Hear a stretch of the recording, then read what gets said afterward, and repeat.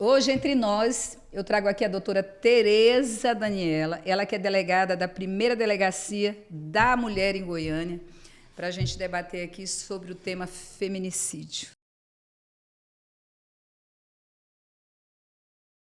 Seja bem-vinda, querida. Obrigada, eu que agradeço o convite e estou à disposição para a gente bater um papo e realmente tentar, orientar as mulheres que são vítimas de violência doméstica a se encorajarem e procurarem a delegacia. Porque hoje nós avançamos tanto, né, doutora Tereza? Assim, na área de proteção. Eu acho que nós avançamos bastante. Eu digo que há um tempo atrás, eu acho que na época dos meus pais, da minha mãe, em especial, né, da minha avó, então a gente não tinha quem recorrer. E não haviam leis para que trouxesse uma proteção, uma defesa à violência que as mulheres já viviam, porque essa violência não é de agora. Então, eu acho que o que você acha que mudou daquela época para cá na questão da violência, o comportamento do homem? Na verdade, assim, a Lei Maria da Penha, ela veio realmente para trazer procedimentos de maior proteção para a vítima. Até a tipificação do descumprimento de medidas protetivas, essa Lei Maria da Penha não trazia nenhum crime específico. A Lei Maria da Penha ela tratava só de procedimentos, ou seja, um procedimento diferenciado no atendimento à vítima. Aplicava-se tão somente os crimes que estavam no Código Penal. Não tinha a punição.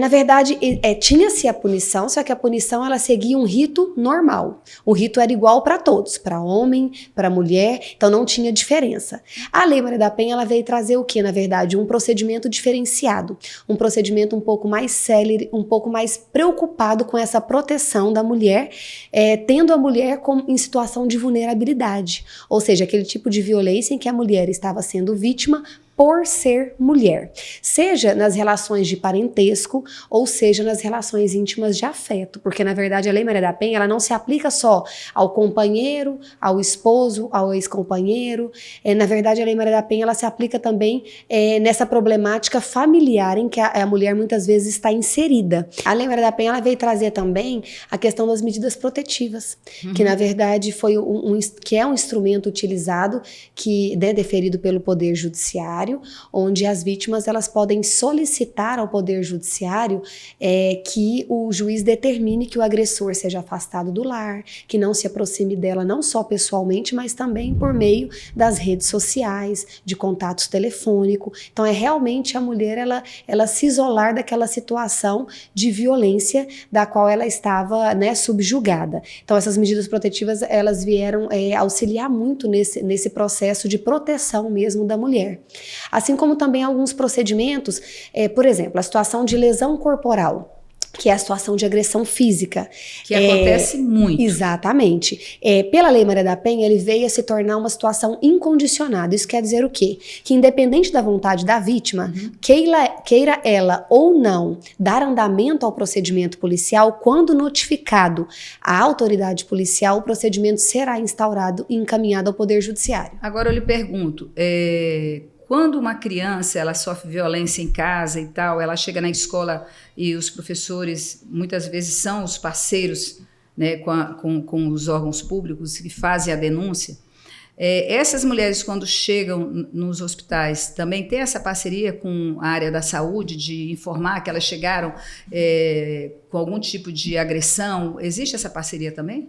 Sim, com certeza. Porque mesmo que ela não queira denunciar, por exemplo, pode haver a denúncia da parte de quem socorreu, do órgão? Sim, com certeza. Inclusive, há pouco tempo atrás, foi lavrado um flagrante numa situação bem parecida com essa que você está relatando, onde a vítima ela procurou uma unidade, na verdade, hospitalar, e ela estava com algumas alterações psicológicas, vinha tomando remédio, tinha tentado suicídio, e aí, em conversa com a médica dessa unidade hospitalar, ela relatou que ela estava sendo vítima de violência doméstica, e inclusive o suposto autor, o agressor, ele estava até na recepção, esperando, E aí essa médica, diante dessa situação, acionou a polícia militar, e aí essa médica fez todos os procedimentos, né, no caso, né, ministrou soro e tudo para que a vítima até se acalmasse um pouco, tentasse, né, se reorganizar, e aí a polícia militar, quando chegou, realizou a prisão dele em flagrante. Então, assim, não raras vezes essa situação acontece, porque na verdade o trabalho de combate à violência doméstica, ela tem que ser um trabalho em rede.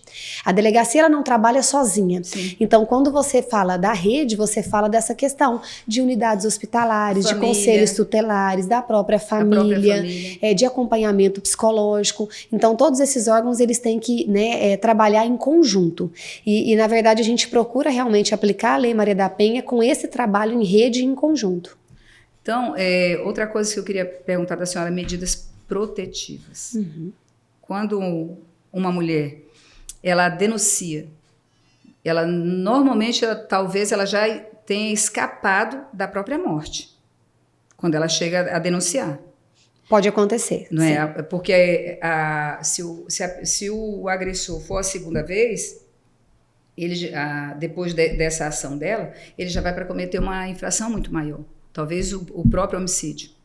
Sim, na verdade, muitas vítimas estão procurando a delegacia nesses estágios iniciais de agressão. O que a gente fala que são estágios iniciais? Não porque sejam menos importantes, mas é porque a procura da vítima à delegacia nesse estágio inicial pode vir a evitar situações de violência mais graves.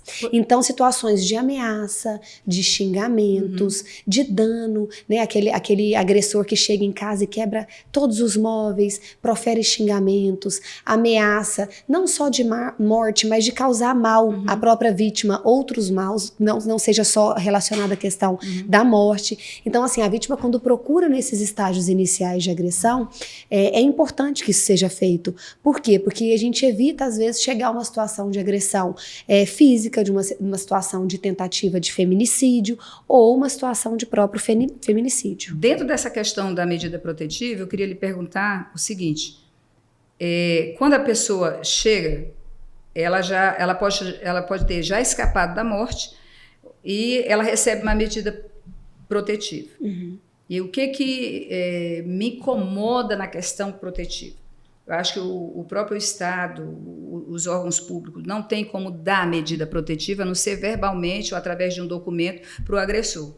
Então, a pessoa fica mais desesperada ainda porque ela vai embora para casa e a medida protetiva chegou nele, ou seja, olha, fica sabendo que a tua mulher ou a fulana te entregou na polícia. O cara vai ficar muito mais bravo e talvez, que eu acho que é a reação de muitos ou da maioria, sabe?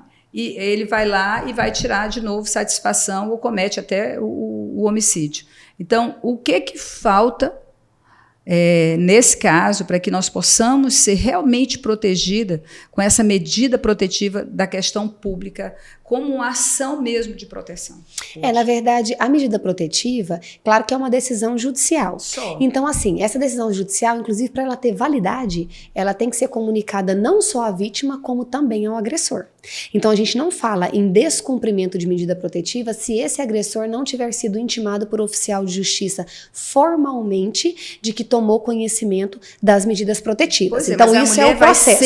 Ela vai para casa, entendeu? Aí, se a pessoa chegar lá, só vai saber depois que ele agrediu de novo, porque ela não tem como se defender mais.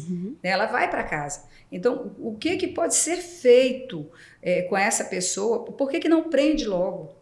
Entendeu? Porque, na verdade, assim, a prisão, ela só pode acontecer mediante um mandado de prisão expedido, eu falo assim, o que a lei estabelece, né? Ou mediante uma situação de flagrante. Muitas vítimas, elas nos procuram fora dessa situação de flagrante. Claro, até a vítima se encorajar a procurar a delegacia, muitas vezes a situação de violência já aconteceu há semanas atrás, há anos atrás, há meses atrás, né? Não foi aquela situação que aconteceu naquele dia ou em data próxima. Eu acho que as mulheres têm medo disso, entendeu? De dizer, olha, anuncie, me ajuda, né? Manda uma medida protetiva e eu vou embora para casa e o cara tá solto e eu também, entendeu? E eu não tenho, é claro que eu não tenho um policial, eu não tenho ninguém me guardando, eu não tenho realmente proteção, eu só tenho uma ordem judicial dizendo, se você fizer alguma coisa, nós vamos te punir. Uhum. E eu vejo que em muitos casos ele comete alguma coisa. Existe alguma outra forma que vocês estejam estudando nessa área para que realmente venha a ser uma medida protetiva ou a pessoa ficar 2, 3 dias sendo tratada em algum lugar, ou, sei lá, alguma coisa tem que acontecer, porque a maioria das mulheres tem medo disso, entendeu? De voltar para casa Sim. e a pessoa saber que ela denunciou e ela passar a maior violência ainda. Sim. Na verdade, quando do registro da ocorrência, a gente inclusive cientifica a própria vítima de que se ela quiser ser encaminhada para um abrigo, se ela quiser ser encaminhada para um local onde ela possa, né, se resguardar, ou às vezes... A família ajuda nisso, nessa proteção? Muitas vezes sim. Muitas vezes a vítima até ela fala assim, olha, eu não pretendo ir para nenhum abrigo, porque eu vou sair da minha residência, vou para casa da minha mãe ou de algum outro familiar, ou às vezes de algum amigo, vou esperar o juiz analisar essa medida protetiva, e aí quando ele, por exemplo, for intimado, o oficial de justiça vai cumprir o afastamento dele do lar, porque muitas vezes o agressor ele não sai da residência por espontânea vontade. E aí, no caso, o oficial de justiça vai dar cumprimento, se necessário vai acionar a força policial, para que ele seja retirado da residência. E uma outra situação também que vem acontecendo é o batalhão Maria da Penha, que a Polícia Militar também vem implementado, onde eles têm feito visitas de acompanhamento quanto ao cumprimento das medidas protetivas e mesmo visitas solidárias. Então, assim, muitas vezes, mesmo que a vítima não tenha representado para a instauração de procedimento, muitas vezes que ela não tenha solicitado medidas protetivas, mas eles fazem um estudo relacionado a essa questão dos registros de ocorrência, até por ser uma polícia ostensiva, uma polícia preventiva, na verdade uma polícia que atua na rua mesmo, que está mais próximo, né, da população. Então eles têm feito essas visitas solidárias e esse acompanhamento de medidas protetivas, e isso é informado de maneira rotineira ao próprio Poder Judiciário, dentro do próprio processo das medidas protetivas. Todo homicídio é um feminicídio? Não. Na verdade, não. Na verdade, a gente tem um homicídio que é matar alguém. E aí você vai falar de feminicídio quando você vai, na verdade, qualificar esse homicídio, tratando-se de uma vítima mulher que tenha sido vítima de homicídio, mas por ser mulher. Então, você vai levar em consideração essa condição, esse gênero de ser mulher. Então, nem todo homicídio se aplica essa qualificadora do feminicídio, que, na verdade, não é uma tipificação diferente. É, na verdade, uma qualificadora dentro do crime de homicídio. E aí, o que quer dizer ser uma qualificadora? Quer dizer que é aplicada uma pena maior. Então, a gente fala, por exemplo, do homicídio, que tem a pena de 6 a 20 anos. Quando você fala do feminicídio, ele tem a pena de 12 a 30 anos. Então, você tem uma qualificadora. Assim como você tem também como qualificadora o uso da emboscada, o homicídio praticado com uso de veneno, por 2 ou mais agentes. Então, assim, tem várias qualificadoras que o Código Penal traz. Dentre elas, você tem a qualificadora da vítima ser mulher e do crime ter acontecido em razão da condição do sexo feminino. E aí você fala de feminicídio.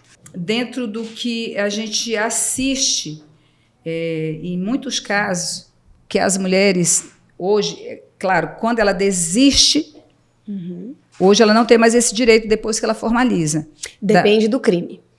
Na verdade, quando a gente fala de agressão verbal, que seria o crime de injúria, ameaça, alguns crimes patrimoniais, tal como o dano, eles ainda dependem, mesmo com a Lei Maria da Penha, da representação da vítima. Ou seja, eu só vou instaurar um inquérito na delegacia se a vítima me autorizar a fazer isso. Se a vítima só quer registrar a ocorrência, solicitar a medida protetiva e ela não quer a instauração do inquérito, tudo bem. A medida protetiva, ela não vai estar vinculada à existência de um inquérito policial. Okay. A medida protetiva, ela tem uma função cautelar. Então, ela não está, ela não depende desse procedimento policial. Agora, nas situações de agressão física, aí a vítima não pode desistir. E ainda assim, a Lei Maria da Penha veio trazer uma situação de que, nesses crimes que são condicionados, que dependem da representação da vítima, se a vítima quer desistir do procedimento, essa desistência ela não pode ser feita de maneira informal. Essa desistência ela só pode ser feita em juízo e uma audiência específica para tanto. Então, é claro que isso veio o quê? A tentar trazer uma maior segurança para esse procedimento quanto à desistência da própria vítima. Então, se a vítima vai na delegacia, o inquérito está em andamento, ela fala assim, olha, eu quero que arquive o procedimento. Eu, enquanto autoridade policial, não posso arquivar esse procedimento. Certo. Eu vou colher a declaração da vítima, vou pegar os fundamentos, o porquê que ela quer que aquele procedimento não tenha andamento, vou encaminhar para o Poder Judiciário, o Judiciário vai marcar uma audiência específica para que a vítima manifeste expressamente isso em juízo, para que só então o juiz decida quanto ao arquivamento ou não. Na maioria das vezes, os homens melhoram depois de uma ação dessa, o comportamento, ou eles pioram, ficam mais irados? Na verdade, assim, não existe muita regra, né? A gente não consegue tratar essa questão tão subjetiva de maneira objetiva. Mas é claro que, assim, o que eu percebo é que muitos registros policiais, eles fazem com que o homem perceba que a ação dele pode ter consequência. Porque, assim, quando você fala de um autor de violência doméstica, muitas vezes você está falando de uma pessoa que se envolveu naquela situação, que se transformou em um agressor ou que está respondendo a um procedimento criminal, sim, mas que muitas vezes não tem passagem policial nenhuma anterior. Então eu não estou falando assim de uma pessoa que já teve uma condenação de tráfico e que ali está respondendo a uma situação de violência doméstica. A maioria dos casos, os agressores de violência doméstica, eles não têm procedimentos policiais anteriores. Isso, o que não faz com que eles não tenham que responder pelo crime que eles praticaram. Sim. Mas é que a gente está tratando de algumas pessoas que têm trabalho fixo, pessoas que têm uma rotina, que tem uma vida que a princípio seria uma vida longe dessa situação da criminalidade e que se envolveu naquela situação. Então, o que acontece? Muitos agressores, diante da procura da vítima à delegacia, eles ficam um pouco assustados. Eles percebem que aquilo ali pode trazer consequências e consequências prejudiciais a ele. Então, na verdade, o que vem acontecendo é que muitos agressores, eles vêm obedecendo às medidas protetivas. Sim. É claro que não é 100% dos casos, mas muitas vezes, quando tem esse descumprimento das medidas protetivas, a gente informa de imediato o Poder Judiciário, no próprio processo das medidas protetivas. Então, tem uma ocorrência de descumprimento. Em 24 horas, de imediato, a gente já informa o Poder Judiciário dentro do processo das medidas protetivas. Então, o juiz ele vai analisar aquela situação de descumprimento. Em menos de 24 horas, muitas vezes nem chega a 48 horas, o juiz ele já determina novas diligências a serem feitas no sentido de que expedir mandado de prisão, intimar novamente o agressor, aplicação do monitoramento eletrônico, do botão do pânico, ou seja, tem várias medidas que o juiz pode tomar diante daquela comunicação do descumprimento. Mas por quê? Mas aí o descumprimento quer dizer, o agressor chegou de novo à vítima. Sim, sim. Então assim, só que ele não pode ser preso se não for uma situação de flagrante ou se não existir um mandado de prisão. Porque se a autoridade policial assim o faz, ela responde por abuso de autoridade. 48 horas já deu tempo de ele matar de novo. Sim. Na verdade, assim, a vítima, ela está numa situação de risco. É isso que eu digo. Sim. Só que com as leis que hoje existem, a situação da prisão diante de um descumprimento, ela não pode ocorrer sem uma ordem judicial ou uma situação de flagrância. Agora, tirando a doutora delegada, a mulher, a mãe, a esposa, qual o conselho que você daria para uma mulher que está nos assistindo agora e que ela sabe que ela está passando algum tipo de violência em casa? Na verdade, o que a gente orienta é que ela sempre aí procura... mulher sim, mesmo, entendeu? Sim, sim. Que ela sempre procure que é um conceito de mulher. Que ela sempre procure a autoridade policial, a delegacia, que ela procure acompanhamento psicológico, até para entender aquela vivência, porque muitas vezes essa dependência emocional, ela existe e não é uma ocorrência feita que vai fazer com que ela deixe de existir. E não só a dependência afetiva, a dependência emocional, que na verdade não é um erro que ela exista, na verdade é uma situação involuntária. A mulher, ela entrou naquele relacionamento se doando, tentando fazer com que desse certo. Isso. Então na hora que ela percebe que não era aquela realidade que ela queria para ela, muitas vezes ela até se culpa, ela fala assim, o que eu estou fazendo de errado? Mas muitas vezes não é a situação de achar quem está fazendo de errado, é buscar a felicidade com aquela pessoa ou sem aquela pessoa. pessoa.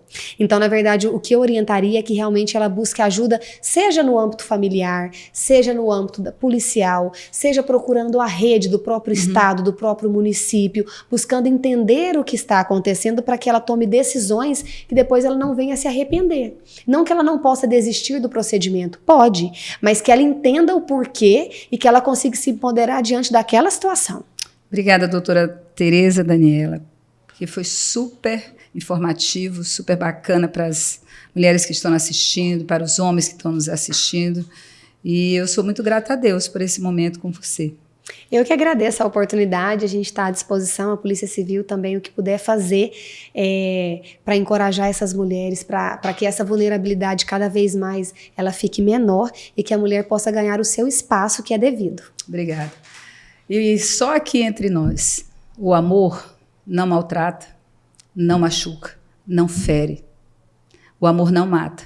O amor cuida, o amor zela, o amor pensa no outro, o amor quer fazer o outro feliz. Então, se você está sendo maltratada, 180. Lei Maria da Penha, denuncie, porque o amor, ele não é violento.